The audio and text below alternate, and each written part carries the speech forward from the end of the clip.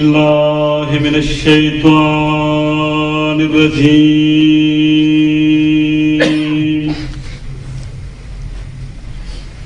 بسم الله الرحمن الرحيم.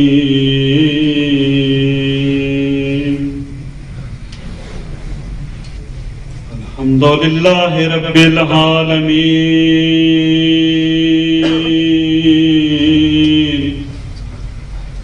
بارئ الخلائق أجمعين مدرك الهاربين مبير الظالمين.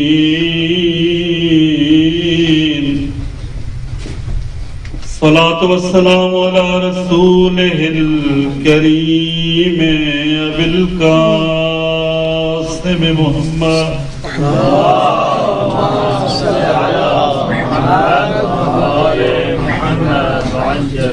أهل بيته الطيبين الطاهرين المعصومين المنتجبين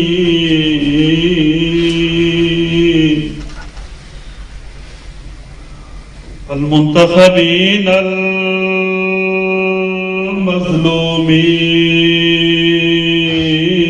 المظلومين خصوصا على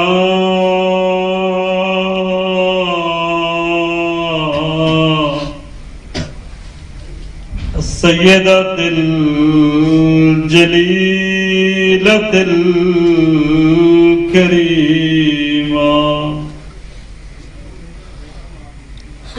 طاهرة المطهرة المخدومة المغصوب حقها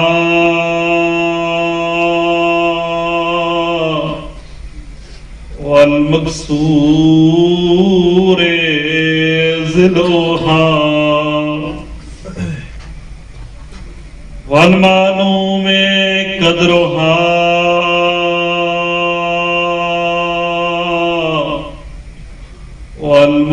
والمجهول قبرها والمظلوم بالها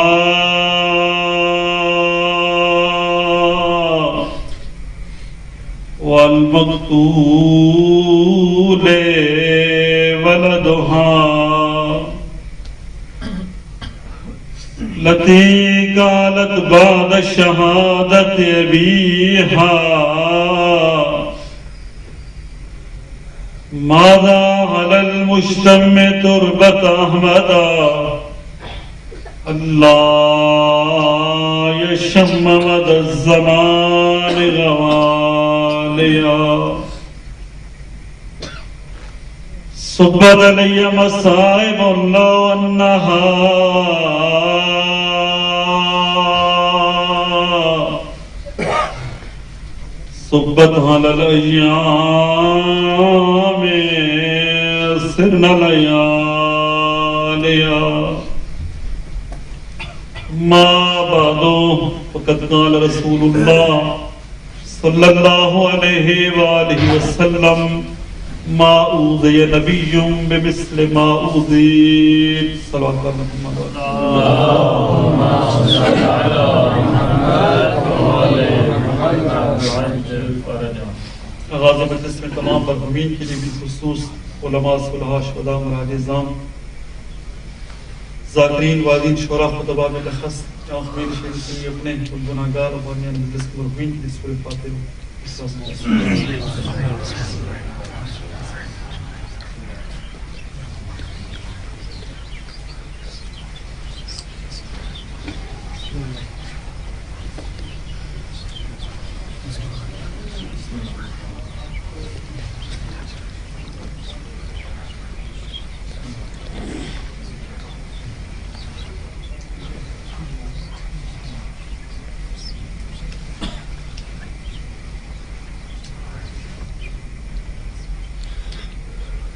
اس زبان و مت پر فرمائے ذکر صلوات کے ساتھ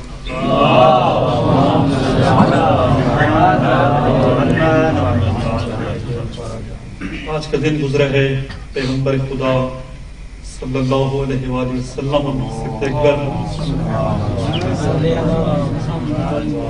مسلم مجتبیٰ علیہ السلام کی شہادت کا اور کل کا دن ہے پیغمبر خدا کے جگر پارے جن پر خود فرما کر گئے تھے سبل خان برکت منی بے عرض خراسان. یہاں میرے ظاہر شہادت کا دن میں اس مناسبت سے رضوان اقمام کی بارگاہ میں تعزیت تسلیت پیش کرتا ہوں.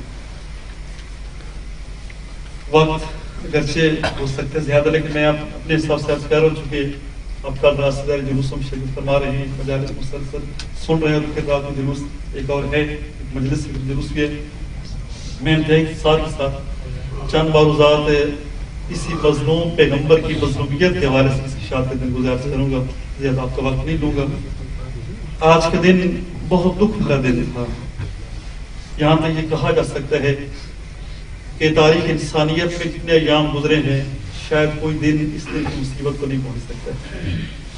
اور ایسا نہیں عرض کر رہا. آپ کے چوتھے امام سے پوچھا گیا ابن رسول اللہ کہ آپ بتا سکتے ہیں آپ اہل بیت پیغمبر پر سب سے زیادہ دکھ بھرا دن کون سا دن گزرے ہے؟ ذرا سوچے وہ سجاد جن کے سامنے کربلا کے حادثے ہو چکے ہیں, کوفہ و شام کے بازار اور دربار دیکھ چکے ہیں, جب ان سے پوچھا جاتا ہے کہ ابن رسول اللہ کے لیے سب سے زیادہ مصیبت کا دن کون سا دن تھا, نہیں فرماتے عاشور کا دن تھا, بلکہ کیا فرماتے ہیں ہم پر سب سے زیادہ مصیبت کا دن وہ دن تھا اس ہمارے جد بزرگوار کی شہادت ہوئی. اس لیے کہ تمام مظالم کی بنیاد اسی دن رکھ دی گئی تھی جب پیغمبر خدا کی شہادت ہوئی. اگر وہ دن نہ ہوتا نہ واقع کربلا پیش آنا تھا, کوفہ و شام کے بازار اور دربار پیش آنے تھے. پیغمبر خدا کی جو ہر روز جو ہفتے کے دن کی زیارت ہے, علماء کرام فرمائیں جو ہفتے کے دن تقسیم ہے 4 معصومین پر, ہفتے کے دن کی جو زیارت ہے اس میں جملہ آتا ہے کہ یا رسول اللہ فما اعظم المصیبت بک حیث انقطع الوحی, یا رسول اللہ کتنی بڑی مصیبت آپ کی وجہ سے ہمارے اوپر آئی ہے کہ آپ کی جانب سے وحی کا سلسلہ منقطع ہو گیا. وحی رسالی کے بعد علماء فرمائیں باقی وحی ہوتی رہی ہے, فرشتے آتے رہے ہیں, لیکن وحی رسالی کا سلسلہ منقطع ہو گیا پیغمبر خدا کی شہادت کے ساتھ. بہت دکھ بھرا دن ہے. عرض کیا اگر یہ دن نہ ہوتا اور اس کے بعد جو صحیفہ کا وہ منحوس اجتماع نہ ہوتا, کوئی واقع کربلا پیش آنا تھا, نہ 11 معصوم اماموں نے شہید ہونا تھا. یہ جتنے مظالم اہل بیت پیغمبر پر ڈھائے گئے ہیں اور آج تک اہل بیت مظلوم چلے آ رہے ہیں, اس سب کی بنیاد اس نے رکھ دی گئی جب پیغمبر خدا کی شہادت ہوئی. بہت دکھ بھرا دن ہے. میں ایک نظر سے آپ کی چند بات رکھنا چاہوں گا کہ آج جب شہادت ہوئی ہے پیغمبر خدا کی, اس وقت کیا منظر تھا کائنات کا اور بالخصوص اہل بیت پیغمبر کے گھر کا. کافی عرصے پہلے یہ نظم لکھنے کا اتفاق ہوا تھا کہ بعد از وصال احمد محبوب کبریا, بعد از وصال احمد محبوب کبریا ہے بام و در پہ ہر طرف چپ سی لگی ہوئی. ذرا تصور کریں آج سے 14 صدیاں پہلے مدینہ میں پیغمبر خدا گھر کا مختصر سا گھر ہے, چھوٹا سا گھر ہے, گھر کے چند افراد اہل بیت پیغمبر کے مغموم اور محزون افراد اس گھر کے تصور اپنے ذہن میں لائیں کہ بعد از وصال احمد محبوب کبریا ہے بام و در پہ ہر طرف چپ سی لگی ہوئی اور ہر چیز سوگوار ہے از فرش تا فلک, ہر چیز سوگوار ہے از فرش تا فلک ہے گردش ایام کی لفظیں رکی ہوئی اور صف میں ملائکہ کی کوہرام ہے بقا, صف میں ملائکہ کی کوہرام ہے بقا, حوروں کے درمیان ہے قیامت بچی ہوئی. اور گھر کا کیا منظر ہے کہ مغموم ہیں علی تو ہیں محزون فاطمہ, مغموم ہیں علی تو ہیں محزون فاطمہ ہے گرد غم حسین کے سر پہ پڑی ہوئی اور چہرے سے ہے حسن کے حسن و ملال ظاہر. یہی تو گھر کے قریبی افراد کے 5 دن بعد ایک چلے گئے 4 جو موجود ہیں کہ چہرے سے ہے حسن کے حسن و ملال ظاہر, زینب کے رخ پہ بھی ہے زردی جمی ہوئی. اور جو دکھ بھری بات وہ یہ ہے کہ مشغول ہیں رسول کی تکفین میں علی, مشغول ہیں رسول کی تکفین میں علی, اصحاب کی صحیفہ میں محفل سجی ہوئی. اور کتنی جلدی بھول گئے ہیں کہ من ہن تو انت منی, جب یاد ہیں تو پھر ابھی زیادہ عرصہ نہیں گزرا ہے, من کنتو انت منی، جب یاد ہے تو پھر یاروں کو کیوں ہے فکر خلافت پڑی ہوئی. اور مزید دکھری بات یہ کہ جس کے ابھی کل پرسوں آنے والے دنوں میں یہ سارے مسائل پیش آئیں گے جناب صدیق طاہر السلام علیہ پر، کہ جس کے تھے احترام پوچھتے رسول خود. ایک دو دن کی بات نہیں ہے، ایک دن کی بات نہیں، بلکہ روایت موجود ہیں علما دخلت علیہ، جب بھی سیدہ اپنے بابا کے پاس آتی، بچپنے میں، جوانی میں، مکی زندگی میں، مدنی زندگی میں، شادی سے پہلے، شادی کے بعد، ایک دن کی بات نہیں، حضور کی سیرت یہ تھی علما دخلت علیہ، جب بھی سیدہ اپنے بابا کے پاس تشریف لاتی، کام لہا نہیں بلکہ کام الیہ، اپنی جگہ چھوڑ دیتے پیغمبر خدا، چند قدم آگے بڑھ کر بیٹی کے استقبال فرماتے، اپنی زہرا کے ہاتھوں کے بوسے دیتے، وَأَجْلَسَهَا مَجْلِسًا، اپنی اس کالی کمری کو اتار کر زمین پر بچھاتے، اپنی زہرا کالی کمری پر بٹھاتے. لیکن وہی زہرا ہے کہ جس کے تھے احترام پوچھتے رسول خود ہے دیر سے مقابلے میں برکھڑی، جس کے تھے احترام پوچھتے رسول خود ہے دیر سے مقابلے میں برکھڑی ہوئی. اور زہرا کے در پہ آگ ہے واللہ نہیں. یہ کون سا دروازہ ہے جہاں کم از کم 6 ماہ پیغمبر خدا کھڑے ہو کر آیت تطہیر کی تلاوت کرتے تھے اور داخل سے اجازت لیتے، زہرا بیٹا اجازت ہے میں آپ کے گھر میں داخل ہو جاؤں. زہرا کے در پہ آگ ہے واللہ نہیں، یہ قلب مصطفیٰ کو ہے آتش لگی ہوئی. اور افتاد یادگار پیغمبر پہ کیا پڑی. 18 سال جینے کی عمر ہوتی ہے، انسان کا جینے کو نہیں چاہتا ہے، ساری توانائیاں انسان کے عروج پر ہوتی ہیں، این شباب کا عالم ہوتا ہے، لیکن افتاد یادگار پیغمبر پہ کیا پڑی. پہلو پہ ہاتھ ہے تو کمر بھی چکی ہوئی. اور الفت یہی ہے اجر رسالت کے اب تلک. 14 صدیاں گزر گئی ہیں، زائرین جاتے ہیں جنت البقیع میں، تلاش کر کر کے تھک جاتے ہیں. بقول مرحوم شہید محسن نقوی کے، اے خاک مدینہ تیرے ذروں میں ابھی تک ہم بیت پیغمبر کی حد ڈھونڈ رہے. الفت یہی ہے اجر رسالت کے اب تلک، ہے تربت بطول نظر سے چھپی ہوئی. عرض کیا بہت دکھ پر دن ہے، اور پیغمبر خدا نے خود فرمایا تھا کہ ما اوذی نبی مثل ما اوذیت یا بمثل ما اوذیت، کہ تبلیغ رسالت کے سلسلے میں جتنی تکلیفیں مجھے برداشت کرنا پڑی ہیں، آدم سے لے کر عیسیٰ تک کسی اور نبی کو برداشت نہیں کرنا پڑی. خود فرما رہے ہیں ما اوذی نبی، جو اذیتیں، جو تکلیفیں، جو مصائب مجھے جھیلنے پڑے ہیں، کسی اور نبی کو برداشت نہیں کرنا پڑا. میں عرض کے ایک ساتھ صرف ایک فہرست سے آپ سے عرض کروں گا کہ پیغمبر خدا پر کون سی ایسی مصیبتیں آئی ہیں، کتنے مسائل پیغمبر خدا نے جھیلے. عرض کے مظلوم ترین بستی کائنات کی پیغمبر خدا ہیں، سب سے مظلوم بستی پیغمبر خدا ہیں، اور کسی نبی پر اتنے ظلم فرما رہے ہیں نہیں ڈھائے گئے جتنے ساخر نبی پر ڈھائے گئے. میں ایک فہرست سے عرض کروں آپ کے سامنے کہ کیوں پیغمبر خدا نے فرمایا جو مسائل مجھے برداشت کرنا پڑے ہیں نا، کسی اور نبی کو برداشت نہیں کرنا پڑے. کون کون سی مصیبتیں آئی ہیں پیغمبر خدا پر؟ اگر انسان فہرست بنانا چاہے تو شاید اس طرح سے کہا جا سکتا ہے کہ پیغمبر خدا کو جو مسائل برداشت کرنا پڑے ہیں انہیں ہم تقسیم کر سکتے ہیں. کچھ مصیبتیں وہ ہیں جو دشمنوں کی طرف سے آئی ہیں پیغمبر خدا پر، اور کچھ مصیبتیں وہ ہیں جو ان کی طرف سے آئے ہیں جو اپنوں کے بھید میں تھے، اپنوں کے لباس میں تھے. دیکھیں دشمن باہر دشمن ہے. کچھ مصیبتیں وہ ہیں جو پیغمبر خدا پر کس کی طرف سے آئی ہیں؟ دشمنوں کی طرف سے آئی ہیں، کفار کی طرف سے آئی ہیں، مشرکین.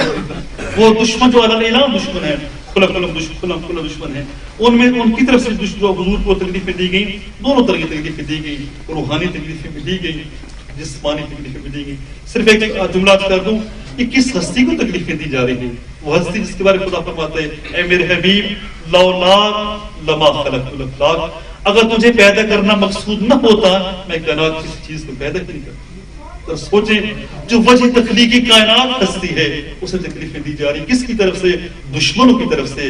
کون سے دشمن؟ تکلیفیں کون سی دی گئی ہیں؟ جو روحانی تکلیفیں کیا دی گئی؟ نعوذ باللہ کبھی ساحر کہا گیا، کبھی کاہن کہا گیا، کبھی مجنون کہا گیا، دیوانہ جادوگر کہا گیا. یہ ساری تہمتیں کس پر لگائی گئی؟ پیغمبر خدا پر لگائی گئی. وہ جو دانائے صبر ہیں، جو عقل کل ہیں، جو وجہ تخلیقی کائنات ہیں، ان پر یہ سارے الزام لگائے جا رہے ہیں اور روحانی تکلیفیں پیغمبر خدا کو دی جا رہی ہیں. جہاں تک جسمانی تکلیفوں کا تعلق ہے، کتنی تکلیفیں پیغمبر خدا کو دی گئی. کبھی پتھر برسائے گئے، کبھی رستے میں کانٹے بچھائے گئے، کبھی سر مبارک کوڑے کرکٹ پھینکا گیا، کبھی جانوروں کی اوجھڑی پیغمبر خدا کی سوار پر پھینکی گئی، یہاں تک کہ قتل کرنے کی کوشش کی گئی. پیغمبر خدا کو رستے سے ہٹانے کی کوشش کی گئی، اپنے شہر سے نکلنے پر مجبور کیا گیا پیغمبر خدا کو. رسول خدا نے اپنا وطن چھوڑا. کس لیے؟ یہ تکلیفیں کس کی طرف سے دی گئی؟ ان دشمنوں کی طرف سے جو کھلم کھلم دشمن تھے. یہ ساری عزیزیں پیغمبر خدا نے صحیح ہیں، لیکن یہ تکلیفیں کس کی طرف سے تھی؟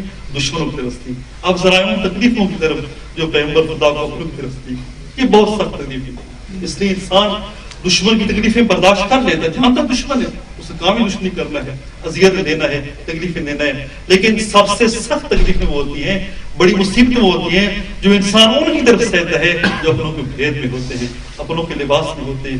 تفصیل میں بغیر نام لیا کرنا چاہوں گا کون کون سی تکلیفیں ہیں اور کن کن کی طرف سے دی گئی ہیں. دیکھیں جو تکلیفیں پیغمبر خدا کو دی گئی ہیں، اگر انہیں تقسیم کرنا چاہیں، کچھ وہ تکلیفیں ہیں جو حضور کی ظاہری حیات میں دی گئی ہیں، دونوں تکلیفیں جسمانی بھی روحانی بھی، اور کچھ وہ تکلیفیں جو حضور کی ظاہری حیات کے بعد دی گئی. ظاہری حیات میں کون سی تکلیفیں دی گئی ہیں؟ دونوں طرح کی تکلیفیں دی گئی حضور کو. روحانی بھی دی گئی ہیں، اپنوں کی طرف سے بات کروں، دشمن کی طرف سے بات نہیں کروں، ان کی طرف سے جو اپنوں کے لباس میں ہیں، جو اپنوں کو بھید میں ہیں، جو بظاہر کلمہ توحید پڑھنے والے ہیں، کلمہ رسالت پڑھنے والے ہیں، حضور کی رسالت کا اقرار و اعتراف کرنے والے، ان کی طرف دونوں طرح تکلیفیں دی گئی ہیں. روحانی بھی دی گئی ہیں اور جسمانی بھی دی گئی ہیں. روحانی تکلیفیں کیا دی گئی؟ زبان کے زخم لگائے جاتے ہیں پیغمبر خدا، اعتراض کیا جاتا ہے پیغمبر خدا کو، آپ ایسا کیوں کر رہے ہیں، آپ ایسا کیوں کر رہے ہیں. یہاں تک بساوت اس حد تک کہا گیا کہ جتنا شک آج کی آپ کی رسالت پر آج ہو رہا ہے، اس سے پہلے کبھی شک نہیں ہوتا. شک کرنے والے کون ہیں؟ یہ اعتراض کرنے والے کون ہیں؟ وہی جو اپنوں کے لباس میں ہیں. یہاں تک کہ پیغمبر خدا کے بارے میں یہ کہا جاتا، دوسرے لوگوں سے کہا جاتا کہ نعوذ باللہ پیغمبر ہمارے ایسا عام بشر ہیں. جو لوگ پیغمبر خدا کی حدیث سے لکھنے والے ہوتے تھے ان سے کہا جاتا رسول خدا ہمارے جیسا عام بشر ہے، بس آگت موڈ میں ہوتے ہیں، مزاج اچھا ہوتا ہے، دوسروں کو بے جا تعریفیں کر دیتے ہیں. بس آگت موڈ اچھا نہیں ہوتا ہے، کسی کی بے جا تنقید کر دیتے ہیں، کسی کی بد تعریفی کر دیتے ہیں، تو حضور کی حدیث سے لکھنا چھوڑ دو. منع کیے کہ لوگوں پیغمبر خدا کی حدیث. اور جب حضور نے دیکھا میرے وہ صحابی جو کل تک میں زبان سے جو جملہ نکالتا لکھنے کے لیے تیار بیٹھا ہوتا تھا، آج اس کے ہاتھ میں کاغذ قلم نہیں ہے، پوچھے کیا وجہ ہے؟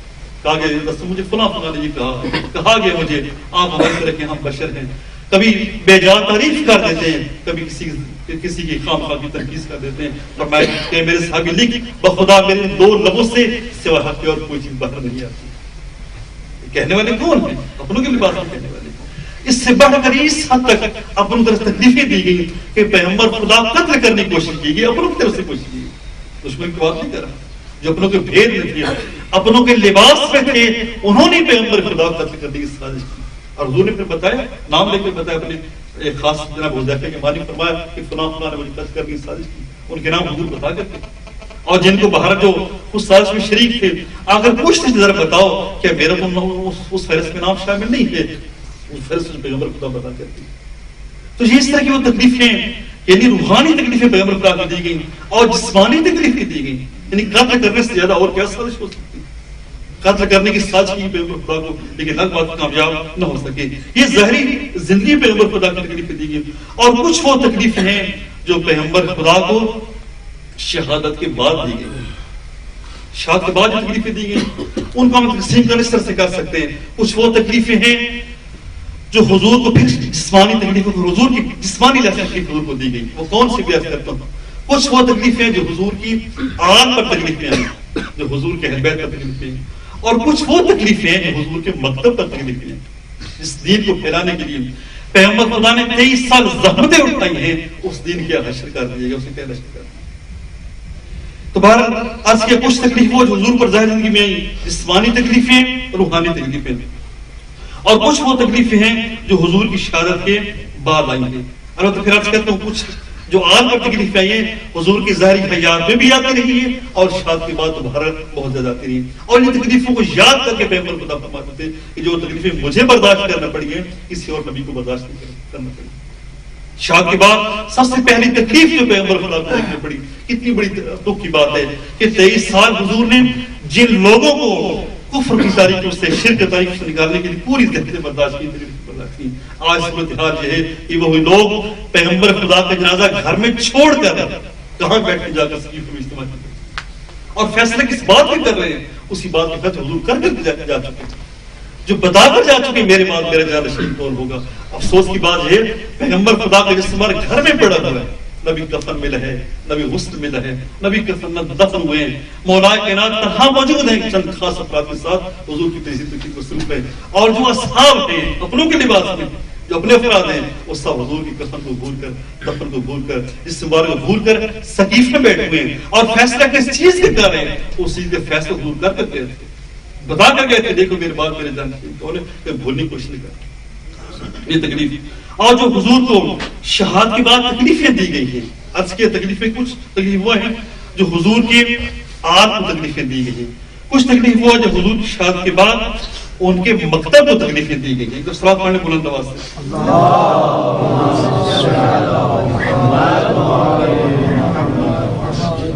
جہاں تک آل کی مسائل کا تعلق ہے صرف یہ نہیں کہ شہادت کے بعد مسائل, حضور کی ظاہری زندگی میں بھی خود آل کو تکلیفیں دی گئی. میں ایک صرف موضوع آپ سے نظر کرتا ہوں, خود مولا کائنات پر جو سب و شب سے معاویہ نے شروع کیا تھا, ایسا نہیں معاویہ نے اپنے زبان میں شروع کیا, بلکہ پیغمبر خدا کی ظاہری حیات میں مولا کائنات پر حضور نعوذ باللہ سب و شب کیا جاتا ہے.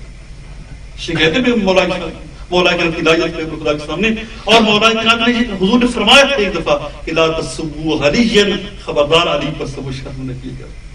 تصور کریں جس علی کی فضائل پیغمبر زندگی اور بیان فرماتے رہے, اسی علی پر ظاہری زندگی میں چونکہ جانتے تھے کہ لوگ ایسا نہیں کر رہے تھے, پیغمبر خدا کے حوالے سے جو حضور پر بار بار اعتراضات کرتے تھے اور مقام رسالت کی چلانے کی کوشش کرتے, یہ سارا سازش کے تحت تھا تاکہ بتایا تاکہ یہ کل اس کہہ سکے جو رسول اس طرح کا اس کے جانشین بھی ایسے ہونا چاہیے. اور پیغمبر خدا کی زندگی میں ہی مولا کے رب سب شامل کرتے تھے تاکہ جو وہی علی اس حضور اپنا جانشین بنا کر جانا چاہتے تھے اور ان کو مقام نعوذ باللہ نیچے دے کر ان کی شکایتیں لگائی جائیں تاکہ ثابت کیا حضور مولا کائنات میں نعوذ باللہ یہ صلاحیت نہیں ہے کہ پیغمبر خدا کے جانشین بن سکے. اگر چونکہ پہلے سے طے پلان تھا کس نے بننا ہے, اس منصوبے کے تحت پیغمبر خدا کے مقام کو بھی گرانے کی کوشش کی گئی اور مولا کائنات کے مقام گرانے کی کوشش کی گئی. یہ ظاہری حیات میں اور پھر شہادت کے بعد جو ہے اصل بات کرنا چاہتا ہوں یہ ہے کہ پیغمبر خدا دیکھ سید الانبیاء ہیں, سلطان الانبیاء ہیں. پیغمبر خدا نے جہاں پر ہر چیز میں سردار ہیں, سب انبیاء کے صبر میں بھی سردار ہیں پیغمبر خدا, جہاں پر تمام فضائل میں تمام کمالات میں سب انبیاء کے سلطان سردار ہیں, صبر میں بھی سردار ہیں پیغمبر خدا. اور اگر ظاہری طور پر دیکھا جائے تو پیغمبر خدا پر ایسی کوئی مصیبتیں نہیں ہیں آئی ہیں جو باقی انبیاء پر آتے رہے, اس لیے کہ باقی انبیاء کے بارے میں اتنے پتھر برسائے جاتے تھے جس سے ہمارے پتھروں تلے دم جایا کرتا تھا. بعض انبیاء کو زندہ آروں میں چیرا گیا تھا. یہ سارے مسائل بعض باقی انبیاء پر آئے. ذرا دیکھیں تو ایسی کوئی مصیبت پیغمبر خدا پر نہیں آئی ہے. لیکن پھر سوال پیدا ہوتا ہے جو پیغمبر سب انبیاء کے سردار ہیں صبر کے لحاظ سے بھی, آخر ایسی کون سی مصیبتیں پیغمبر خدا پر آئی ہیں کہ جن کو یاد کر کے پیغمبر خدا فرما رہے ہیں کہ جو مصیبتیں مجھے برداشت کرنا پڑیں گے کسی اور نبی کو برداشت نہیں کرنا پڑے گی. ٹھیک ہے, ظاہری طور پر دیکھا جائے ظاہری زندگی میں ایسی کوئی مصیبت پیغمبر خدا پر نہیں آئی. نہ آرے میں چیرا گیا, نہ اتنے پتھر برسائے گئے, نعوذ باللہ حضور پتھروں تلے دفن ہو چکی ہوں, دب چکی ہوں, اور پھر فرشتے اگر پتھر ڈالیں پر بس کریں, ایسی کوئی بات نہیں. تو یہاں پر ایک عالم دین فرما رہے ہیں حقیقت یہ ہے کہ پیغمبر خدا ان مصیبتوں کو یاد کر کے جو پیغمبر خدا کی شہادت کے بعد ان کی آڑ پر آنے والی تھی, ان مسائل کو یاد کر کے پیغمبر خدا فرما رہے ہیں کہ جو تکلیفیں مجھے برداشت کرنا پڑی ہیں اور کسی نبی کو برداشت نہیں کرنا پڑی, ان مسائل کو یاد کر کے حضور فرماتے ہیں. اور حقیقت یہ ہے اگر کوئی عام انسان ہو تو بخدا زندہ ہی نہ رہ سکتا. یہ پیغمبر خدا کا صبر ہے, اس لیے کہ حضور جب جانتے کہ میرے بعد یہی علی ہوگی جن پر کتنے ظلم سمجھائے گئے, یہی زہرا ہوگی جن پر کتنے ظلم سمجھائے جائیں گے, یہی حسن ہوگی جن پر کتنے ظلم سمجھائے جائیں گے, یہ حسین ہوگی, زینب ہوگی. جب حضور جانتے تھے یہ سارے مسائل میری شہادت کے بعد ان سب پر ڈھائے جائیں گے, اگر عام انسان ہو تو بخدا زندہ رہ ہی نہ سکتا ان مسائل کو یاد کر کے. لیکن حضور کا صبر ہے, ان تمام مسائل کو جانتے تھے اور ان مسائل کو یاد کر کے یہ جملہ فرما کر گئے ہیں. یہ جملہ فرمایا ہے اور واقعی پھر صبر سے کام لیا، برداشت سے کام لیا ہے. وقت سے پہلے دنیا سے گئے نہیں پیغمبر خدا، لیکن اپنی ظاہری یاد رکھتے اظہار فرماتے رہے. انہیں مسائل کو یاد کرتے، انہیں مسائل کو یاد کرتے زندگی میں بھی ان مسائل کو اظہار فرماتے رہے. کہیں مولا کائنات پر نظر پڑتی رونا شروع کر رہے تھے. واقعات آپ کے سامنے ہیں. ماہ رمضان سے پہلے خطبہ دیا پیغمبر خدا نے شعبان کے آخری جمعے کو، اور پھر ماہ رمضان کے بعد سارے فضائل بیان فرمائے، چاند اعمال بیان فرمائے، اور ان اعمال بیان کرنے کے بعد مولا کائنات نے ایک سوال کے سوال جب دینے کا پیغمبر خدا نے رونا شروع کر دیا. مولا کائنات نے عرض کیا یا رسول اللہ ما یبکیک، کون سی آپ کو رلا رہی ہے؟ حضور فرمایا علی میں ان مسائل کو یاد کر کے رو رہا ہوں جو میرے بعد آپ پر آنے والے ہیں. ابھی ظاہری حیات میں ابھی حضور خود زندہ ہے، مولا کائنات موجود ہے، اصحاب سارے موجود ہیں، مسجد نبوی موجود ہیں. کیا فرماتے ہیں؟ میں ان مسائل کو یاد کر کے رو رہا ہوں جو میرے بعد آپ پر آنے والے ہیں. وہ میں دیکھ رہا ہوں اولین و آخرین کا شقی ترین انسان کھڑا ہوتا ہے اور آپ کے فرد پہ سب مسلم تلوار کا بات. یعنی یہ سارے مسائل عرض کروں یہ وہ مسائل ہیں جو حضور چونکہ جانتے تھے میرے بعد میرے اہل بیت پر آنے والے ہیں اور اظہار فرماتے رہتے ہیں ذریعے یاد. یہ میرے یہ مسائل میرے بعد کس پر آنے والے ہیں؟ میری آگ پر آنے والے ہیں. کبھی مولا کائنات کو یاد کر کے رو پڑتے، کبھی جناب زہرا کے چہرے پر نظر پڑتی رو پڑتے. یقیناً یاد آتا تو بہت ہوگا پیغمبر خدا کو کہ یہ زہرا ہیں. آج جب میری محفل میں آتی ہیں میں اپنی مسلط چھوڑ دیتا ہوں، چند قدم آگے بڑھ کر اپنی بیٹی کے استقبال کرتا ہوں، اس کے دونوں ہاتھوں کے بوسے لیتا ہوں، اسے اپنی جگہ پر بٹھاتا ہوں. یہ دیکھ کر یاد پیغمبر خدا کو یاد آتا ہوگا کہ میری شہادت کے بعد یہی میری زہرا ہوگی جس کے ہاتھوں پر تازیانے مارے جائیں گے، جس کے چہرے پر تماچے مارے جائیں گے، جس کے پہلو پر تلوار کے نیام سے وار کیے جائیں گے اور پاؤں کی ٹھوکریں ماری جائیں گی. یہ یاد آتا ہوگا پیغمبر خدا کو جب اس دروازے پر آتے ہوں گے اور آیت تطہیر کی تلاوت کرتے ہوں گے. پیغمبر خدا کو یاد آتا ہوگا یہی دروازہ ہوگا اس پر میری شہادت کے بعد مسلمان آگ لے کر آ جائیں گے اور اس دروازے کو آگ لگائی جائے گی. یہ سارے مسائل یاد کر کے پیغمبر خدا فرما رہے تھے کہ ما اوذی نبیوں بمثل ما اوذیت، جو تکلیفیں مجھے برداشت کرنا پڑی ہے نا کسی اور نبی کو برداشت نہیں کرنا پڑی. اور حقیقت بھی یہی دیکھیں پیغمبر خدا کس حد تک اپنے عمل سے اور اپنی سنت سے اپنی سیرت سے بتا کر جاتا ہے لوگوں کو یاد رکھو کہ میرے بعد تم نے میرے اہل بیت سے محبت کر دی. لا اسلکم علیہ اجرا الا المودۃ فی القربى، یہ بتا کر کے اس کا عملی اظہار کر کے پیغمبر خدا جاتے رہے، اظہار خود فرماتے رہے کس طرح تم نے میرے اہل بیت سے محبت کر دی. لیکن افسوس امت نے بلانا تھا اس امت کو مسائل کو یاد کر کے جو بعد میں آنے والے تھے پیغمبر خدا کی اولاد پر حضور فرماتا جو مصیبتیں مجھے برداشت کرنا پڑی کسی اور کو برداشت نہیں کر پڑی. جب جناب دیکھیں کس حد تک پیغمبر خدا کم از کم 6 موت سبھی لکھتے ہیں نا کہ پیغمبر خدا اس دروازے پر آ کر آیت تطہیر کی تلاوت فرماتے رہے. جیسے اپنے عمل سے بتاتے رہے مسلمانوں یاد رکھو یہ دروازہ کو معمولی دروازہ نہیں، خبردار میرے بعد اس دروازے پر آ کر لکڑی لے کر نہ آ جانا، اس دروازے کو آگ نہ لے. جناب زہرا کا مقام بتاتے رہے. جب وہ آیت نازل ہوئی کہ مسلمان صاحبان ایمان جس سے آپس میں ایک دوسرے کو پکارتے ہو پیغمبر خدا کو اس سے نام لے کر نہ پکارا کرو. پیغمبر خدا گھر میں تشریف لائے. جناب زہرا نے پہلے ہمیشہ یا بتا کہہ کر خطاب فرماتی تھی بلاتی تھی، آج کیا کہا یا رسول اللہ کا خطاب کیا سلام کیا. فرمایا زہرا جان کیا وجہ ہے تو مجھے یا رسول اللہ کیوں سلام کر رہی ہے؟ عرض کی یا رسول اللہ اے میرے قدر بزرگوار آیت جو نازل ہوئی ہے اور آپ نے خود فرمایا جہاں مسلمانوں سے فرمایا جو ہے کہ مجھے اس طرح خطاب نہ کریں اس طرح آپ اس میں خطاب کرتے ہیں بلکہ میرے منصب کے ساتھ مجھے خطاب کریں یا رسول خطاب کریں. پر زہرا جان یہ آیت آپ کے لیے نہیں ہے یہ ہم لوگوں کے لیے آیت ہے. تو مجھے یا بتا کے خطاب کی کرو اس لیے کہ جب مجھے بابا کہہ کر پکارتی ہے میرے سینے میں ٹھنڈک محسوس ہوتی ہے، مجھے سکون محسوس ہوتا ہے.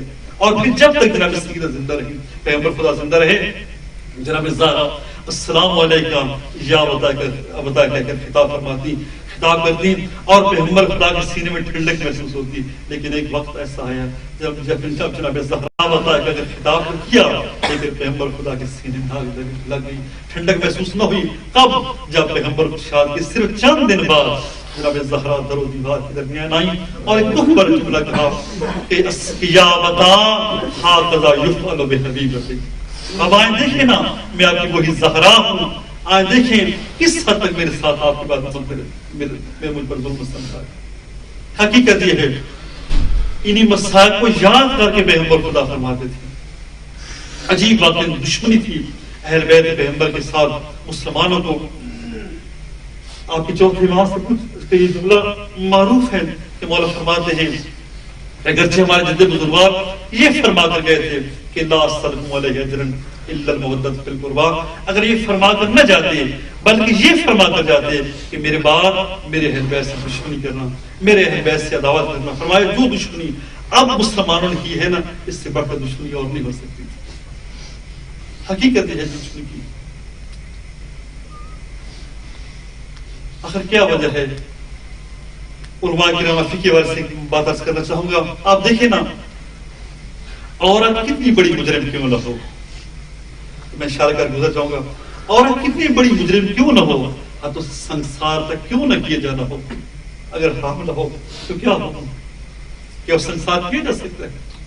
نہیں، جب تک وضع حمل نہ کر لے اور 2 سال تک اپنے بچے کو دودھ نہ پلا لے، شریعت ہے تو سنسار تک نہیں کیا جاتا. یعنی دیکھیں نا نہ جانے کیا دشمنی تھی اہل بیت پیغمبر کے ساتھ مسلمانوں کو.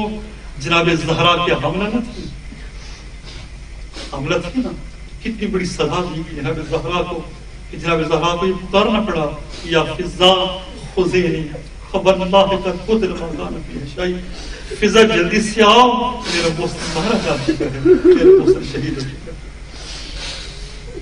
کیا مخلاقیات کتابوں نہیں پڑھتے رہتے ہیں؟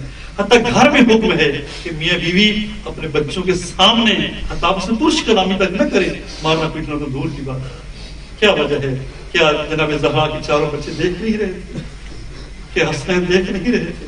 کیا زینبین دیکھ نہیں رہی تھی کہ چاروں بچوں کے سامنے وہ ملعون گھر میں گھس کر آتے ہیں؟ کبھی چہرے پہ پہنچی مارتے ہیں، کبھی پاؤں کبھی پہلو پر پاؤں کی ٹھوکریں مارتے ہیں، کبھی تلوار کے نیام کے وار کرتے ہیں. اور پھر پوچھے بنی ہاشم کو من مصائب کا برادر محترم صاحب پڑھ رہے تھے. ایک فارسی کے شاعر بہت اچھے کہتے ہیں کہ اے کاش، اس کا مفہوم یہ ہے کہ اے کاش میں حسن کو اپنے ساتھ لے کر اس کوچے میں نہ گئی ہوتا، اور کاش میں نے اپنے چھوٹے بیٹے کے سامنے اپنے چہرے پر کو تماچا دکھا. اے کاش من حسن را باخود نہ مرد ہودم، اور اپنے بیٹے کے سامنے کاش میں نے وہ تھپڑ نہ کھائے ہوتا، وہ تماچا نہ کھائے. یہ سارے مسائل عجیب ہے. واقعات میں ہمر خدا کی شہادت ہے نا، ہمارے علاقوں میں رسمی اور شرعی لحاظ سے حکم بھی ایسے ہی ہے. حکم ہے کم از کم 3 دن تک نا جس گھر میں سوگ ہو جائے، گھر میں چولہا نہ جلے، ہم صاحب جو ہے اس گھر میں کھانا پہنچائیں. یہ حکم ہے نا، 3 دن تک حکم ہے ہم صاحب اس گھر میں کھانا پہنچائیں، اس گھر میں آگ نہ جلے، اس گھر میں چولہا. لیکن نہیں معلوم کہ جناب زہرا گھر میں چولہا جلا ہے یا نہیں جلا. ہاں اتنا ضرور ہے گھر میں آگ لگی ہے، گھر سے دھواں بلند ہوا ہے، آگ لگائی گئی. عجیب ہے واقعہ. اکثر کہا جاتا ہے کہ کربلا کا واقعہ بہت عجیب واقعہ ہے. نہیں، کربلا کے واقعے میں کوئی تعجب والی بات نہیں ہے. کربلا کا واقعہ کب ہوا ہے؟ پیغمبر خدا کی شہادت کم از کم 50 سال بعد ہوا ہے. 50 سال بعد ہوئے نا. لیکن جو جناب زہرا پر مصائب ہے وہ تو 50 سال نہیں، 50 دن بھی نہیں ہے. آج پیغمبر خدا کی شہادت ہو رہی ہے، میں چند دنوں کی بات ہے. وہی دروازہ ہے جس پر پیغمبر خدا کا رہے دین کی طرف کرتے ہیں. وہی زہرا ہے جس کے اگر ہاتھوں کو منہ سے لیتے ہیں. وہی زہرا ہے جس کو اپنی جگہ پر بٹھاتے ہیں. آج ملعون دروازے پر آ کر کہتے ہیں زہرا علی کو گھر سے باہر نکالو ورنہ میں گھر والوں سمیت آگ لگا. کوئی تعجب والی بات نہیں. تعجب خیز بات یہ ہے وہ جناب زہرا کے مسائل. اور حقیقت یہ ہے آپ کون سی ایسی مصیبتیں جو کربلا پیش آئی ہوں اور اس سے پہلے مدینہ پیش آ چکی ہوں. کیا جناب زہرا کے چہرے پر تماچے نہیں مارے گئے؟ کیا جناب زہرا گھر کو آگ نہیں لگائی گئی؟ کیا غم سے بچوں کے سامنے ماں کو نہیں مارا دی گئی؟ کیا مولا کے رات کے ہاتھوں میں رسا نہیں باندھی گئی؟ یہ ساری مصیبتیں کربلا میں 50 سال بعد پیش آ رہی ہیں. لیکن یہاں پہ ابھی تو وہ سارے صحابہ موجود ہیں. ان سب اصحاب کی نظروں میں اس ساری بات ہو رہی ہے اور تاریخ میں شاید ہو سکتے کہیں پر ملے. علماء کرام اس کی فرمائے کہاں پر ملتا ہے؟ یہ سارے مصائب دیکھ کر اس صحابی نے کوئی صدائے احتجاج بلند کی. کیا سارے صاحب مر گئے تھے اچانک؟ کیا مدینہ کے سارے لوگ کہیں اور چلے گئے تھے؟ سب موجود تھے، سب کی نظروں کے سامنے، جو اپنی آنکھوں سے دیکھتے رہتے تھے کہ جناب زہرا کا احترام کس طرح پیغمبر خدا فرماتے ہیں. آج سب دیکھ رہے ہیں، اسی گھر سے آ کے شعلے بلند ہو رہے ہیں.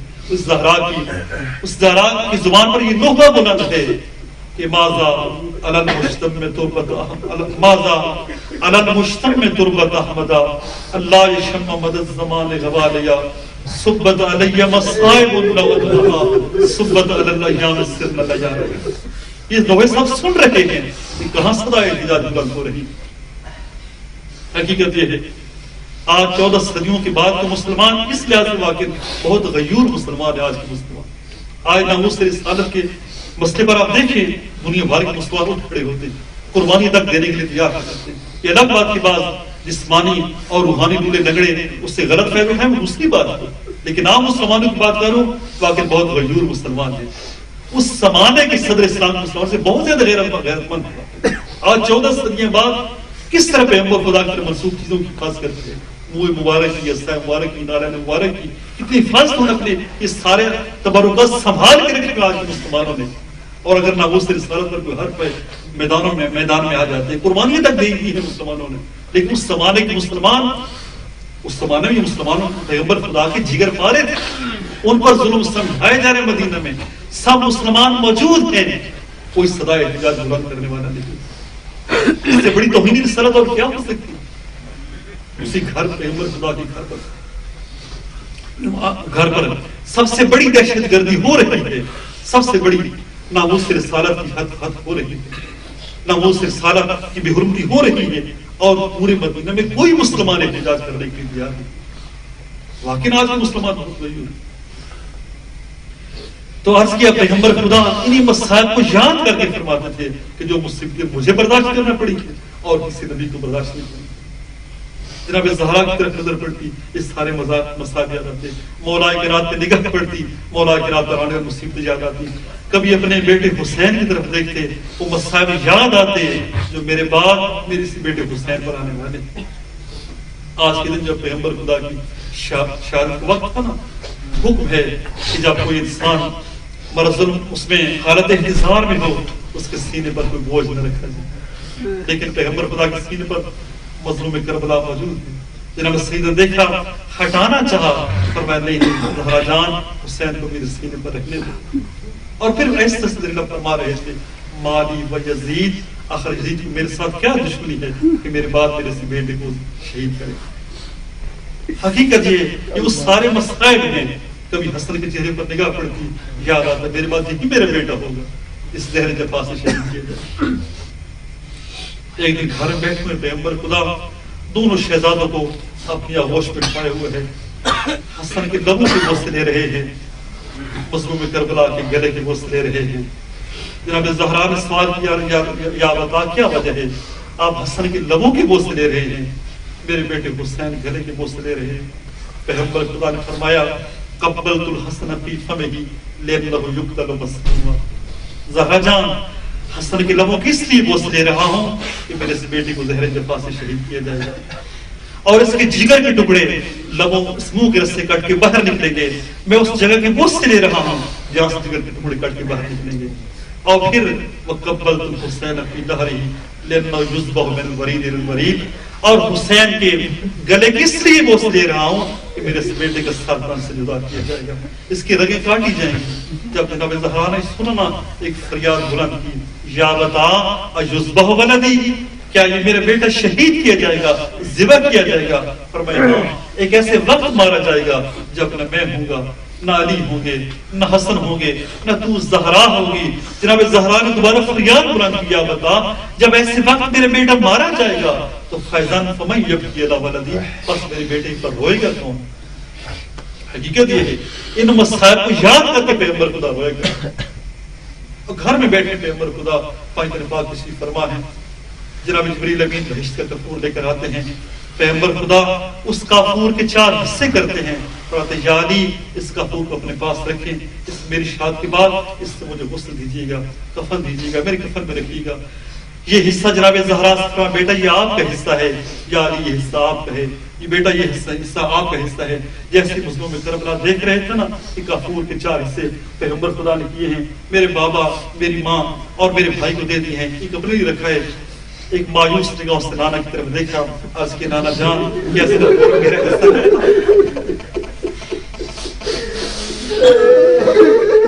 کہ اس کافور میرا حصہ نہ تھا. پیغمبر خدا کی آنکھ کے اندر سامان روک فرمایا میرے مظلوم بیٹا، کافور کی اسی ضرورت ہوتی ہے جس سے غسل ملنا ہو، جس سے کفن ملنا ہو. تو وہ میرا مظلوم بیٹا ہے جس کا غسل اس کے زخم، اس سے کفن کربلا کی کرتی ہے. تجھے کافور کیا ضرورت؟ حقیقت یہ ہے کہ وہ مصائب مجھے یاد کر کے کبھی زینب کبریٰ کے بارے فرماتے، امت سے فرماتے، اے میری امت میری اس نواسی کا خاص خیال رکھیے گا، اس لیے کہ میری نواسی ابھی نانی خدیجہ کبریٰ کی مثل ہے، اس کی نبی ہے، میری اس نواسی کو بطور خاص خیال رکھیے گا. لیکن افسوس امت نے بھلا دی ساری حدیث پیغمبر خدا، وہ سارے فرامین بھلا دیے. اور یہی وہ آج کے مصائب ہیں جن کو یاد کر کے حضور فرمایا کرتے تھے جو مصیبتیں مجھے برداشت کرنا پڑی ہیں، نہ آدم کو برداشت کرنا پڑی ہے، نہ عیسیٰ کو برداشت کرنا. آج کے دن عرض کیا بہت دکھ پر دن ہے، بہت بڑا مصیبت ہے. یہ مسائل جو پیغمبر خدا کی آن پر آئے ہیں. اور آخری صرف عرض کر دوں بطور انسان، دوسری وہ مصیبتیں جن کو یاد کر کے پیغمبر خدا فرمایا کرتے تھے، وہ کون سی مصیبتیں ہیں جو حضور کے مکتب پر آئی ہیں. یہ اس مکتب کو پھیلانے کے لیے حضور نے 23 سال زحمتیں اٹھائی ہیں، مشقتیں اٹھائی ہیں، مصائب جھیلے ہیں. اس مکتب کی اکثر کر دی گئی پیغمبر خدا کی شان، اصول تبدیل کر دیے گئے، فروع تبدیل کر دیے گئے. یقین کر لیں کوئی چیز اس طرح نہ رہنے دی گئی اس طرح پیغمبر خدا لے کر آئے تھے. آپ اصول دین کو دیکھ لیں، فروع دین کو دیکھ لیں، کون سی چیز ہے واقع جس میں عالم اسلام میں اشتراک پایا جاتا ہو اس حقیقی اسلام کے ساتھ جو پیغمبر خدا لے کر آئے. یہ حدیث موجود نہیں. آپ چھوٹے امام دکھ پر لیجن فرماتے ہیں صرف ایک چیز میں اشتراک باقی رہ گئے قبلہ رخ ہونے، ورنہ ہر چیز میں اختلاف. اور ایک صحابی نے کہا بھی تھا کہ تم نے ہر چیز کو تبدیل کر دیا، حتی الصلاۃ، یہاں تک کہ نماز تک کو تبدیل کر دیا. کتنی بڑی مصیبت ہے اور کتنے بڑے دکھ کی بات ہے. پیغمبر خدا اس مکتب کو لے کر 23 سال زحمتیں اٹھائی. پیغمبر خدا نے پیغمبر خدا کی شہادت کے بعد اس مکتب کو بالکل تبدیل کر دیا. توحید سے لے کر بعد تک، نماز سے لے کر تولو تبرہ تک ہر چیز میں تبدیلی کر دی گئی. کس کے بعد؟ پیغمبر خدا کی شہادت کے بعد. اور یہ بہت بڑی مصیبت ہے، بہت بڑا ظلم اٹھایا گیا. پیغمبر خدا کی شہادت کے بعد کس پر ظلم اٹھایا گیا؟ مسلمانوں پر ظلم اٹھایا گیا، انسانوں پر ظلم اٹھایا گیا. تبدیلی ہر چیز میں کرنی ہے. اور آج تک 14 صدیاں گزر چکی ہیں، مسلمان اسی خمیازہ بھوگتے چلے آ رہے ہیں. اگر تبدیلیاں نہ کی جاتی، اگر پیغمبر خدا کی شہادت کے بعد پیغمبر خدا کو ان معصوم جانشینوں کو اقتدار دے دیا جاتا، پیغمبر خدا کے جتنے منصب تھے، چاہے سیاسی منصب تھا چاہے دینی منصب تھا، ان منصبوں کے جو وارث تھے اگر منصبوں ان کے حوالے کر دیے جاتے، آج مسلمان ذلت و خواری کا شکار نہ ہو رہے. یہ سارے وہ مصائب تھے. میں ساری باتیں چھوڑتا ہوں. یہ وہ سارے مصائب تھے جنہیں یاد کر کے پیغمبر خدا فرماتے تھے کہ جو تکلیفیں مجھے برداشت کرنا پڑی ہیں اور کسی نبی کو برداشت نہیں کرنا پڑی ہیں. میں چند جملے عرض کر دوں. آج اس کی شہادت کی شب ہے، اسے غریب الغرباء کہا جاتا ہے. ہمارے لیے نعمت ہے، ہم ان کے دسترخوان پر پڑھ رہے ہیں، ان کا نمک کھا رہے ہیں، ان کے ہمسائے ہیں. میں اپنے برابر کر رہا ہوں، ان کا بدترین ہمسایہ ہوں، پسترین مجاور ہوں.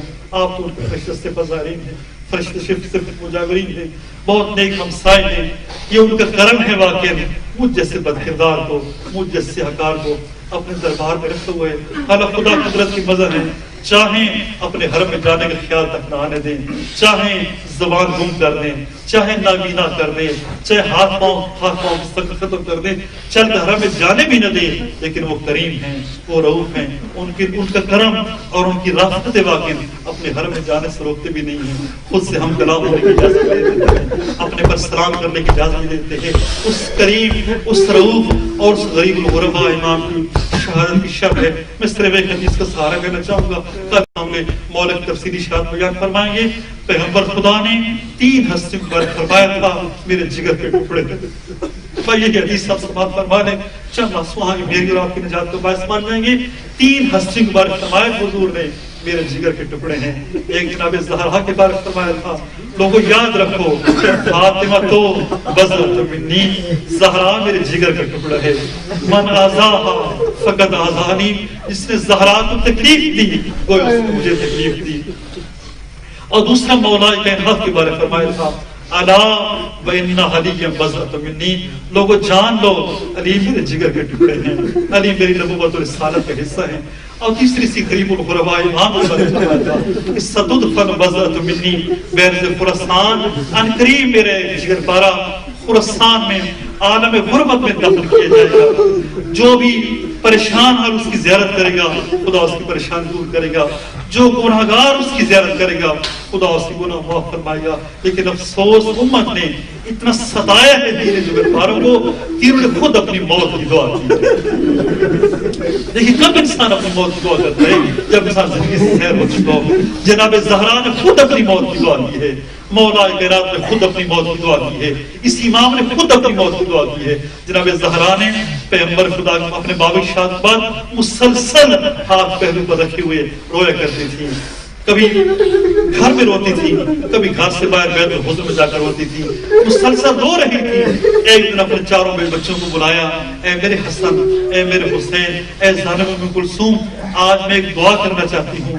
میں دعا مانگوں گی آپ سب آمین کہیے گا. شاید بچے یہ سوچ رہے ہوں کہ ماں مسلسل پریشان چلی آ رہی ہیں، مصائب عالم میں گھری چلی آ رہی ہیں، شاید آج اپنی شفا کی دعا مانگنا چاہتی ہے. لیکن جب جناب زہرا نے دعا کی نا بچوں کے ہاتھ پہ سخت زمین پر آ گئی. کیا دعا کی؟ اللہم عجل وفاتی، خدایا زہرا مزید زندگی رکھنا چاہتی، مجھے موت دے دے. 18 سال کی عمر میں کیا ظلم سمجھائے گئے بنت نبی پر مرنے کی جوانی میں دعا مانگ رہی ہے. جوانی مرنے کی دعا مانگی ہے. مولا کائنات نے خود اپنی موت کی دعا کی. اور جس امام کی بارگاہ میں شادی شب ہے، اس امام نے خود جب بھی نماز جمعہ پڑھنے کے بعد اپنے گھر میں تشریف لاتے نا اسی حال میں کہ پسینہ آپ کے بدن والے سے بہ رہا ہوتا، اپنے دونوں ہاتھ خدا کی بارگاہ میں بلند فرماتے اور عرض کرتے پروردگار اگر مامون کے شر سے چھٹکارا میری موت میں ہے تو مجھے موت دے دے. اپنی موت کی دعا کی. امام رضا علیہ السلام نے جب امام نے ولایت حدیث سنبھالی ہے نا اور دیوبل پہاڑوں کی ان غاروں جہاں پر چھپے ہوئی تھی واپس امام کے پاس آئے ہیں. ایک دن دیوبل آئے امام کے پاس اور وہ طویل قصیدہ پڑھا جس میں جناب دیوبل نے جناب زہرا کے سارے مسائل پڑھے ہیں اور باقی امام کاظم علیہ السلام کے سارے اماموں کے مسائل پڑھے ہیں. ایک کم 120 اور 25 اشعار پر مشتمل یہ قصیدہ ہے. جب ہم کاظم علیہ السلام کے مسائل پر پہنچے نا جناب دیوبل تو آخر میں فرمایا کہ دیوبل یہاں پر دو میرے شعر بھی اضافہ کر دیں. دیوبل عرض کے مولا آپ کے شعر سر آنکھوں پر میں آپ کے شعر کو مطلب قرار دوں گا اپنے قصیدے کا، میرے لیے باعث فخر ہوگا کہ آپ کے شعر میرے قصیدے کے حصہ نے. فرمایا نہیں دیوبل میرے اشعار کی جگہ یہیں پر ہے. میرے 2 اشعار اضافہ کر کیا وقبروں میں تو سن یا لہا